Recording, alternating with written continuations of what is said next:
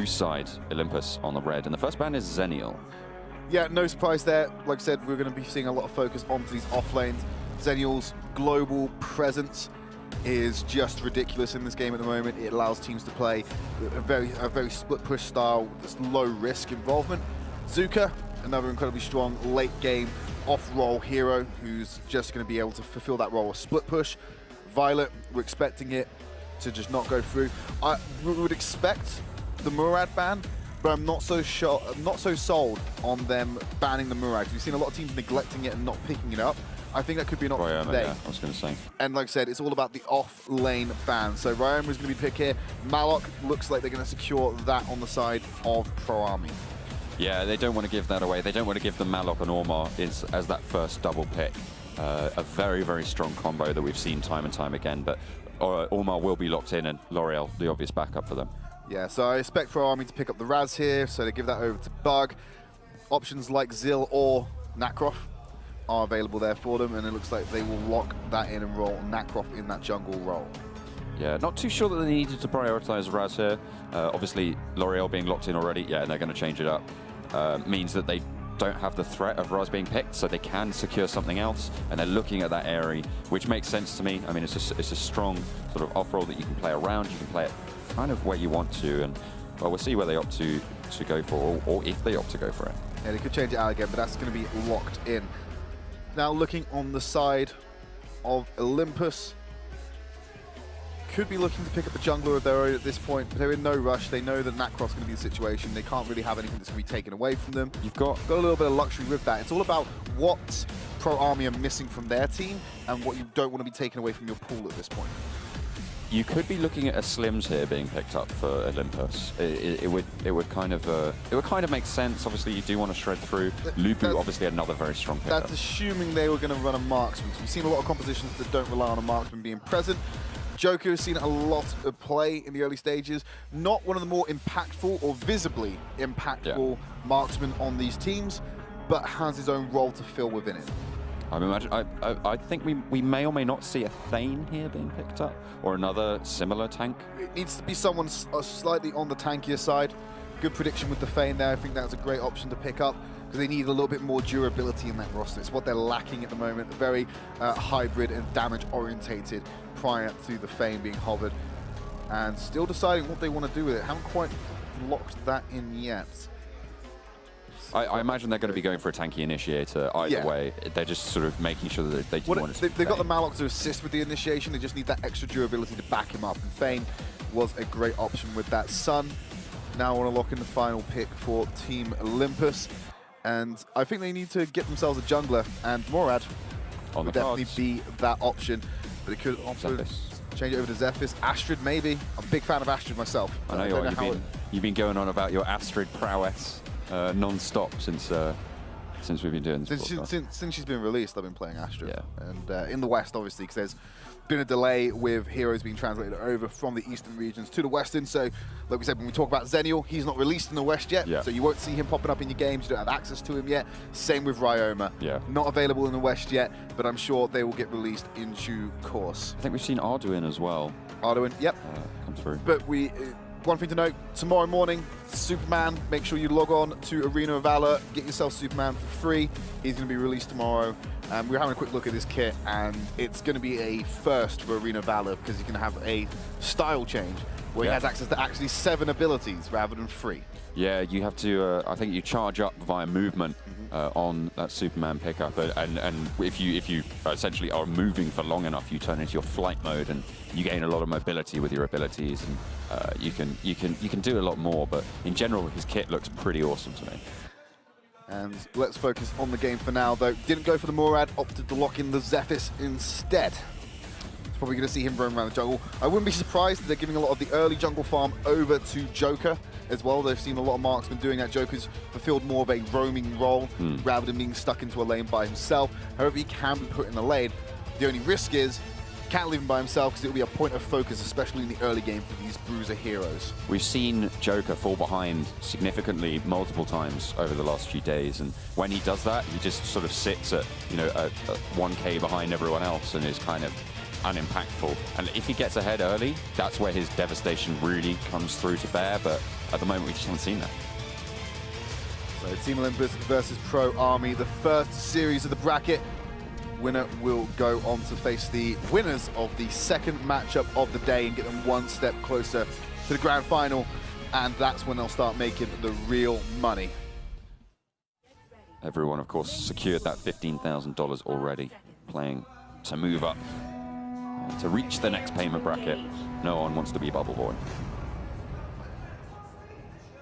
Four-man unit on the side of Pro Army. I think they were just spotted out by a hack. You saw some people go into the bush. They know he's there, just some damage over the wall, but no one can really travel over there safely and get the reinforcements to take that fight and guarantee success. Team Olympus, they've identified the invade. They're going to go for one of their own. On to the Sage Golem buff on the side of Pro Army. And Pro Army, they're rotating background to try and catch them out, but they're a little bit staggered in getting in there, so I don't know if they want to take this fight, but they've managed to force Team Olympus out of the jungle. But check out what Lubu was doing all that time on the bottom side of the map. He went for his own invade on the Might Golem. So they didn't actually get the Sage there, but they did return the invade onto the Might, which means that Pro Army are going to be down that Might buff. Yeah, Lubu going to go up against Malok in the lane. Lubu is a bit of a lane bully. Obviously, Malok's got that sustain built into his kit, so he might be able to out-sustain damage, but I don't think he'll last too long against the Lubu. Engage going in on the mid lane, but J-Jack does spot. Well, Namchin spotted out J-Jack, but then the push through meant that they couldn't really keep that position, and we've seen this before. Athena and Ormar dueling over the bottom mid brush. And that's a duel typically the Ormar will win solo. Fane doesn't have the damage output to contest with what Ormar can do. Ooh, a punchline being chucked out for the Joker, but YL is having none of it. He's not laughing, and he's just going to do so much more damage than Sun and wins the trade. So much attention being put into this mid lane at the moment. Namchin and J-Jack have just stayed around here, and they won't go any further. Aggressive moves coming out from Chaser. He's going on to Gal. Won't get the kill here because of the sustain and the durability. He's going to retreat under the tower, but the rest of Pro Army have grouped around, sorry, the rest of Olympus have grouped around for this Abyssal Dragon. They do have Bug to contend with, and you've got Namchin on that Thane, but there's so low health on Thane. They're not really going to want to go for this too much, but there we go. There's the heal coming through. Abyssal Dragon secured by Kian for Pro Army, and now it's a matter of who is going to be able to get that first blood. Bug has picked it up. Gal will be able to trade one as well, and now Kian's jumping straight onto J-Jack. Ormar into the turret, but he stuns him up with a gut punch underneath the turret aggro, and that is going to be Gal securing that kill with a double. Very risky play from Pro Army to try and take that fight, considering the state of their HP bars, and Gal is really going to feel the hurt now. Hack can go aggressive for this one. A little bit more damage. Sustain doesn't manage to come out. Back onto the point of the Abyssal Dragon, though. They were able to contest it. They should not have been able to with their health bars, but they get the secure with the punish, and then Malok flies in with that initiation, turns the fight around. They pick up 2 kills to boot as well. That was a maximum range stun from the Ormar and the turret earlier. I have to say that was, you know, that was pretty lucky. I'm not sure if it was the stacks or the random proc of the gut punch, but either way, J-Jack does capitalize on an otherwise losing situation. Well, that set up the Abyssal Dragon play very nicely, purely because chunking out their core tank in the form of Namchin really puts them in a disadvantage for the fight, which is why Olympus had the confidence to go ahead and try that Abyssal Dragon that early on, that and the positional advantage they had. But still, Pro Army managed to come into it. Namchin was very conscious of his own durability, dives in when he could, and then got out afterwards. He took all the aggro he could and managed his HP bar significantly well. Rotation up towards the top side of the map from Team Olympus, looking to try and pressure out these turrets, but Airy able to just get out of there, so mobile, so easy to sort of just manipulate your position and just keep that pressure in the side lanes. So Lubu's going to go get some jungle farm for himself. He leaves Malok in the bottom lane, but he's got enough time to get back there as the wave has just met in the middle. So you can see he picks up the camp, runs back to the turret to meet that wave, but it frees up Malok to go on and roam his own, but he's not going to find anything because Team Olympus have been very good at clearing their own jungle out. And now they might be able to get a catch onto Bug here. J-Jack lands the stun. Going in, the Thane charges back. Bug has to back off, but Namchin's face tanking over there as well on the side. Kian bursting down the Lubu, but over on the fight near the Abyssal Dragon. no one's gone down yet. PROARMY really looking for these picks. Bug trying to poke in from the side, but Kian weighs in, and it's going to be damage going down onto Rush. Gao picks up the kill. Jack has to run for the hills, and Hack is in a lot of danger himself. Sun gets knocked up by the uppercut, and there's the knock-up from Kian. One goes over. Will it be followed up by the second? Hack able to get away with Bug with the poke under turret. Bug from the side managed to do that. Bug was very good there at managing his HP pool, and it seems to be a trait that PROARMY are carrying forth. He went very low. He was the focus of Jack's aggression. But when you've got that huge tank Namchin coming in with the charge, creating some breathing room for Bug to survive, it enabled him to come back into the fight after he built up a little bit of HP to go in. And then with the combo, you got Kian coming in from the side, uses that fourth auto attack to get the knock up onto multiple members of the Team Olympus team. It sets up Bug to deal the additional damage needed to pick up those extra kills. And it's now pushed this game very much in the favor of PROARMY. Oh, YL getting caught out under turret. 3 members of Olympus diving him will go down. They did have a rotation coming in from Bug, but it was just a little bit too late. But they might spot him out in the jungle. Thane has to charge him back. Rush isn't going to be able to find that pick, but they are still going to contest this Sage buff. Rush goes for the knockup. Kian, I think, managed to pick that up, or was it Russ? Not sure, but Kian certainly might be able to pick up a kill here if he's able to land that auto attack. Manages to get it, but traded back with the kill. Does go down a 1-for-1. So I'm not sure what Namchin was doing there. He isolated himself and went up towards Darkslayer. He didn't join Kian into the fight. Yes, Thane is not as mobile as Nacroft, but he can still be positioning close to the fight to try and back him up. The AoE knock-up, the charge, he could have created distance, brought some breathing room for the cooldowns of Kian to come back up, so he had a chance of being more successful in that fight. Instead, Kian isolated himself and got himself killed because he's going up against 3 members for the sake of 1 kill. Typically, the safer play is always the best one, so if you can trade a kill, it's not really worth it. You want to be getting the kills and surviving so you can use your man advantage to pressure more objectives on the map. You can't do that if you just trade a kill. I certainly can't. I have to say, Olympus, very good at stealing these objectives. We saw Joker there just take off the spider, and earlier I think we actually saw the Spirit Sentinel be stolen by Chaser with a long-range poke. So yeah, he managed to get his spear in there over the wall and steal that Spirit Sentinel away. Gets himself the gold and the HP regen that comes with that buff. Namchin a little bit out of position, has to dash away. Hack's going to try and jump on in there, but they're just going to be able to back off. Another jump. A little bit of damage onto Gao, but it's not going to be significant enough to dissuade them from going for anything else. And with Kian rushing in from the side, they're going to go for the skirmish. The engage comes through. Namchin picks up the first kill. Hack has to dash away, but caught in the camp pit. Dashes over the wall yet again, and the damage continues to go through. Bug has to be very, very careful now. Get out of there, my friend, or you're going to meet your maker. Lubu has already found one on the side. Make that a second as YL able to trade it back. But Namchin now has to just dash away. YL has to get out as well. Chaser has the damage. Will he be able to finish it out? YL mobile over the wall and has to get away from that. 3 kills going over for Team Olympus. So PROARMY saw an advantageous fight there. They knew they were members of the Team Olympus roster too far away to join the fight, so they wanted to take the man advantage and use that as the core basis of their win condition in that fight. However, they weren't able to use that to its full advantage and clear the board of Team Olympus members. They were able to take down Hack on that L'Oreal. The rest of the Team Olympus remained alive. So when they got the reinforcements in from Rush, from Chaser, they were able to turn the fight around handily as the cooldowns were low, as were PROARMY's health bars. I have to say, Kian has had massive impact in the early game. He's been he's been on the front line of every single engage so far, and obviously only the last one that didn't go so well for them. That's the only one that sort of hasn't turned out in PROARMY's favor. So we'll see if they can continue to try and keep that pressure up, and they're going to do that onto Chaser. Kian able to pick up another kill over onto Lubu. Mobility has to come out to try and go for the escape, and the mid turret being pressured as well. Namchin, though, takes the aggro and has to back off. Yeah, they don't have the damage to fight through Rush and the tower at the same time, so they're going to have to back off and allow that to remain up for now, especially considering the reinforcements to come in the form of Jack. They're just going to continue to try and reverse that pressure in the mid lane. Olympus rallying around the rest of their team. They don't want to lose that turret, a very significant turret to go down. If it does, that opens up a lot of the map. As in the bot lane, Sun actually just gets a pick off onto Kian. Yeah, he was still sticking around from that bottom lane engagement, got himself very low, but Bug, he should not be on this tower right now. Oh, the gut punch from Jack. Namchin is there to save him, and you've got Malok jumping in as well. The ultimate comes through. Ultimate from Namchin as well. Oh, Olympus health bar's not looking so good right now, but the turret goes down, and that's going to open up a lot more opportunity for them. Bug waves back into the fight, but the tanks are falling, and a Team Olympus come out with only 1 kill on that fight. But make that 2 as Lubu is able to duel out Y out.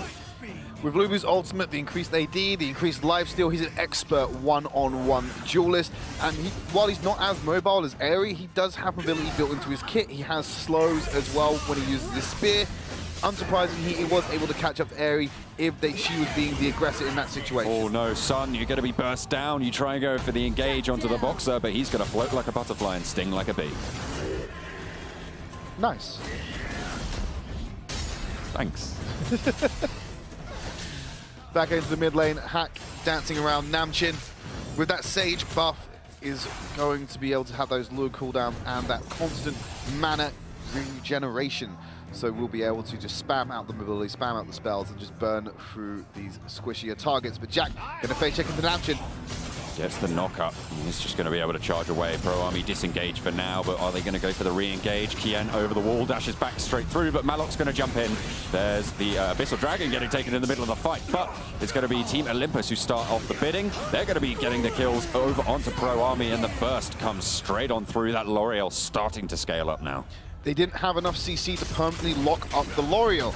They managed to get the AoE knock-up onto her, but the Endure comes through, keeps her alive. They had nothing to follow up in CC, so she just blinks out of the fight, stays alive, continues to deal damage. That was so bad for ProArmy that they could not secure the kill onto L'Oreal, because if L'Oreal's still alive, she's still dealing damage, and she's going to shred through, especially considering the 5 members of Team Olympus came and joined them, but Chaser's going to kick off the Darkslayer at about 11 minutes. I don't think he's getting the reinforcements from his team at the moment. I think they've decided against it, so he's going to back out of that. Saw the ultimate being popped from Lubu, and it just shows you how much lifesteal that grants him. He was able to essentially gain health whilst fighting the Darkslayer, which ties into that point earlier you were making about being such a grand duelist. So looking at how the gold is distributed across this, Joker has not fallen behind this game. 5-2 and 3, 7.1k, so he is not a burden on his team like we've seen in the past. Throw that in with L'Oreal and Lubu. They're racking up gold in their favor, so the right people are getting the farm and the gold on the side of Team Olympus. Chaser maybe having a little bit of a chase of his own. Not able to get the knock up onto Chaser, and they're going to try and turn it around. Olympus now the ones on the front foot, of this fight as Namchin tries to charge away, but Chaser will chase him down. Malok's not in range to help this. It is a definite 4v5 that was easily turned into a 3v5 in the favor of Team Olympus. Now they're going to pressure the high ground tower, and they have the wave in top. The wave in mid is getting close to crashing against the mid lane high ground tower, and ProArmy are not in a position to contest this. He's going to jump in onto Sun, get the knock up, but they're just going to be able to back away, kite them back, and get the poke straight on through. L'Oreal still just throwing out so much damage. You can see Bug and Kien forced off, and they're going to rotate down to the mid lane, take the turret and go for the dive. Gao, you're not going to last very long. Chaser taken very low, but it's not going to matter. They're going to jump straight onto the core with 5. Actually, they're going to back off, take the top lane high ground turret, and try and run away. Take that one, put it in their pocket, and come back later to finish it off. With the wave clearance that ProArmy had at their disposal at the moment, and considering they didn't have that 5v3 man advantage, it's too risky to go for the core. Maybe a team like MVP would have attempted that. We know how that worked out for them in the previous series. However, Team Olympus, they're showing restraint. They had the top lane high ground tower. They don't mind waiting a little bit longer to get the victory in this match. They'd much rather do it safely and in a controlled manner. So they take both the high ground towers and they go back out onto the map. If they really wanted to play the super safe style, they would now focus their attention onto the bottom side of the map. However, I feel Team Olympus have got an advantage at the moment. If they're able to take the Darkslayer, then they will be able to force down this core. And they've spotted out the attempts by ProArmy to do it themselves. Kien on the back of that pit, just doing so much damage, but has to jump away. That's going to allow Team Olympus to take it down, and they're going to try and engage the fight straight away. Namchin in the backline jumps onto Sun. Kien has already gone down, but there's another to follow. That Thane is no longer in the world. Hack trying to chase onto the rest of the ProArmy, but the core is open, and with the wave coming into mid lane with that super minion, they're just going to look to finish it out right here. Gao trying to weigh into the fight, trying to get anything, but Sun's just going to shut down the Raz. The damage is just too strong, and Team Olympus show us just why they're the #1 seed in Korea. Started off a little bit shaky for Team Olympus. Looked like PROARMY had the lead in the early game, but when the fight started coming around, Team Olympus, they had so much more coordination than PROARMY did in terms of having the men in the right place to take the fights they wanted, and there wasn't enough disengage coming out on the side of PROARMY. The only form of disengage they really had on that team was the feign, with the AoE knockup, with the charge back, but of course if feign has to charge to keep the team back, chances are he's gonna die if he's by himself, because it unfortunately isolates him. So it works best in skirmishes, not in these 5v5 team fights.